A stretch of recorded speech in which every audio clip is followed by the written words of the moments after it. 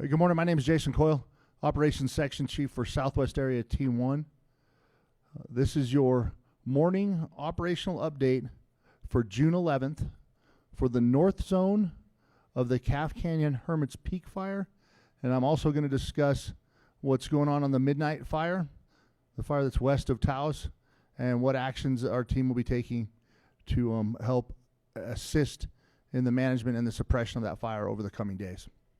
So with that, the combined Calf Canyon Hermits Peak Fire is currently 320,009 acres. 320,009 acres, I think is how you say that. 67% contained. That same containment number we had last night, but I will give you a little teaser. Over the next 24 hours, you can expect that containment to go up. There's areas that we wanted to watch through one more wind day that we're feeling really good about that we expect to add to the map tomorrow to increase that containment. And there's 2,597 personnel assigned to the incident. I'll go over the number for the Midnight Sun Fire, the numbers for the Midnight Sun Fire. Sorry, the Midnight Fire. Midnight Sun is a hotshot crew from Alaska. The Midnight Fire, as soon as I get done talking about what we're doing on the Calf Canyon Hermits Peak Fire. All right, so some good work was done yesterday on the Calf Canyon Hermits Peak Fire to continue to secure that area south of the 518. That would be the westernmost edge of the fire, and I'll point out here in a little bit, but that south of the 518 and east of the Sipapu Ski Resort. So that is that area that we expect to be calling contained, a portion of it tonight. But we want to give it one more day with the crews in there doing the work that they've been doing to make sure that they get every bit of heat next to the edge of it. We don't like going back on those containments, so we're pretty cautious about when we finally just call it contained. All right, there's also the work is continuing on the implementation of the indirect lines to the north along the fire's edge, and then also south there past Santa Barbara and around Lana Lago and through the truss lands there to the south, tying all the way into the Borrego fire. I'll point at that on the map in a minute. And we're also working to better be able to communicate the actual percent of each portion, I think you'd call it, of the effort required to complete those indirect lines. So there's a couple reasons why we're doing that. Number one is that once we start tracking things as their individual, those subordinate phases, then we can tell what our production rates are more accurately, and we'll be able to better anticipate when the certain phases of the work can be completed, when equipment can be moved around to other areas to complete other priorities. And so that's reason number one. Reason number two is that I don't like standing up here every day and saying we're continuing to work on. So I want to give you all some measurable benchmarks to be able to explain what continuing to work on really means. So I don't think we're going to have that tomorrow, but I believe by the next day we should be able to start at least talking about those numbers, and then it'll take some time to get them kind of drilled down. That doesn't mean the work's not ongoing. It is absolutely still going on, even though I'm not able to speak intelligently about the actual percent completion on each one of those phases. The work's still going on. Well, I know what's important to a lot of you is knowing what's going to happen when we'll be able to get that wood out off the line and get it where it's available for fuel wood to the public. Again, we're continuing to work with the Forest Service daily, and there is a lot of different things that need to be accomplished to get that overall process in place, and we're continuing to work on those. That is certainly the goal, is to get that to multiple different locations around the communities so that everyone within those communities has access to it. There is a trade-off that exists right now with using equipment to move the logs off of the fire, especially using log trucks to move them off of the decks on the fire to the final location and completing the line. And so with the threat of the fire still to the south, we need to make sure that we get the line completed. So we're biasing our actions towards completing that line versus moving the logs off the decks. But that doesn't mean that the rest of identifying the exact locations, how notifications are going to be made, all those different pieces of what has to happen to have this be a successful endeavor, that stuff is still being worked on daily. And so nothing's being slowed down, by the fact that we haven't moved them to any final destinations. It just is, we prioritized getting the work done on the line for the reasons I just stated. All right, so I'm going to look at my notes here a little bit, make sure I covered everything before I go to the map. Okay, so the El Rito fire, the Midnight Sun fire, it's this little map over here. Well, it's only little because it's in comparison to the other map that we're looking at. So this is the Midnight Sun fire. I know it doesn't really mean much because it's a little circle in a sea of green. But right down here at the very bottom of the map is El Rito. So it is 6 miles from the southern edge of this perimeter to El Rito. This perimeter makes up about 3,377 acres. And that is just an educated guess. And so the reason that it's just an educated guess is we haven't had any IR on this fire. We haven't had any infrared flights to confirm the perimeter. But what we have had is satellite detection. So when the satellite detection went over this fire, there's 2 different types of satellites we use.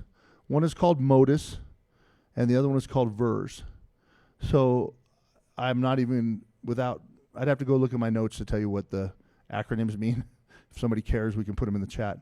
But the important part is that MODIS dots, so when we get a dot on MODIS, it is accurate to a kilometer. So that means that we get a center position, and then we get a square around that center position. That square is a 1 kilometer square. That is, that's just the accuracy of the heat detection. When we get a VERS square, it's a 375 meter square. So the VERS is about, it's about 3 times as accurate as the MODIS dots. And so I guess, it'd be like grouping on a rifle. So if you have a rifle that has a 2-inch group versus a rifle that has a 0.6 of an inch group, that's about the same difference in the accuracy of these dots. And what that means is that when we draw perimeters off those, the perimeters can be significantly different. The actual perimeter of the fire can be significantly different than the number we come up with for the reasons I just stated. So really that means it could be all the way out to something like this, or it could be more in here. It doesn't really matter.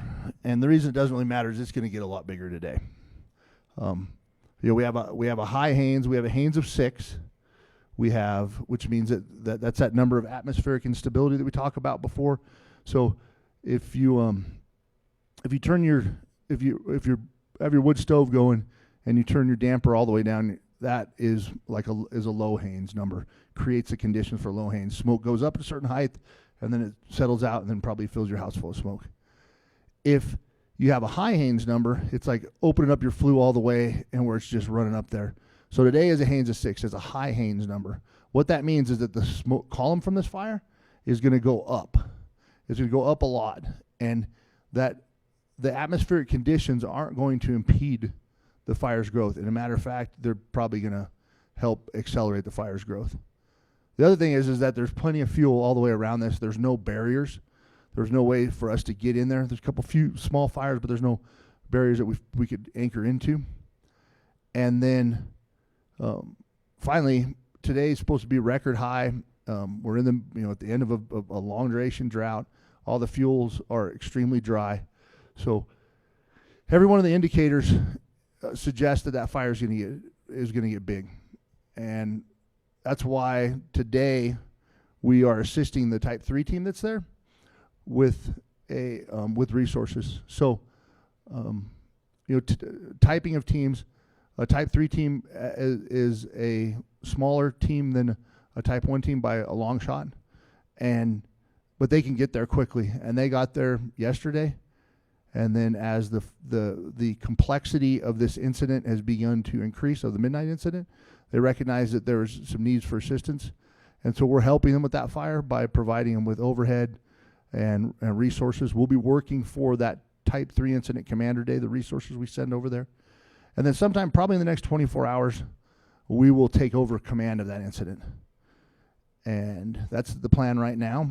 And then somewhere, between 48 and 120 hours from now, there's probably going to be another team here that's just going to be dedicated to that fire.